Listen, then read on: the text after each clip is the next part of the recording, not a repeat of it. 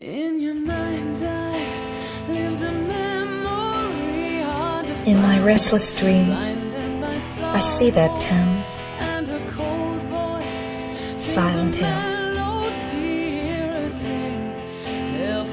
You You promised you'd take me there again someday, but you never did. Well, I'm alone there now, in our special place,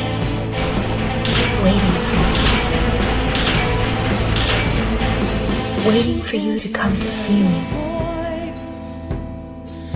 You never do. So I wait, wrapped in my cocoon of pain, loneliness. I know I've done a terrible thing to you, something you never forgive me for. I wish I could change that, but I can't. So pathetic and ugly laying here, waiting for you. Every day I stare up at the cracks in the ceiling, and all I can think about is how unfair it all is. The doctor came today. He told me I could go home for a short stay. It's not that I'm getting better. It's just that this may be my last chance. I think you know what I mean. Even so, I'm glad to be coming home. I've missed you terribly. I'm afraid, James. I'm afraid you don't really want me to come home. Whenever you come see me, I can tell how hard it is on you. I don't know if you hate me or pity me, or maybe I'm just disgusting. I'm sorry about that. When I first learned that I was going to die, I just didn't want to accept it. I was so angry all the time, and I struck out at everyone I loved most, especially you, James.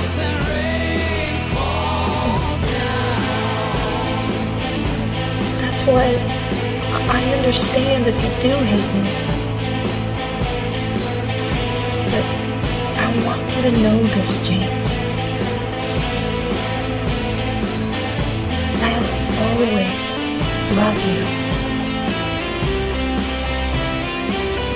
Even though our life together had to end like this, I still wouldn't trade it for the world. We had some wonderful years together. Well, this letter's gone on too long, so I'll say goodbye. I told the nurse to give this to you after I'm gone.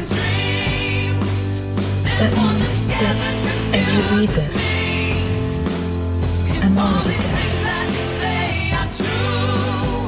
I can't tell you to remember me, but I can't bear for you to forget me. These last few years since I became ill, I am so sorry for what I did to you, did to us.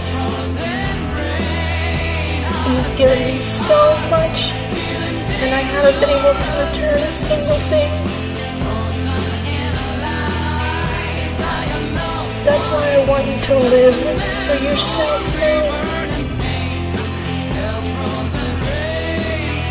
Do what's best for you, James.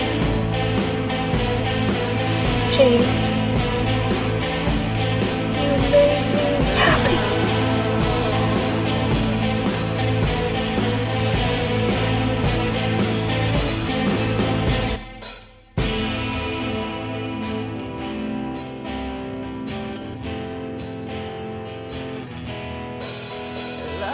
cold.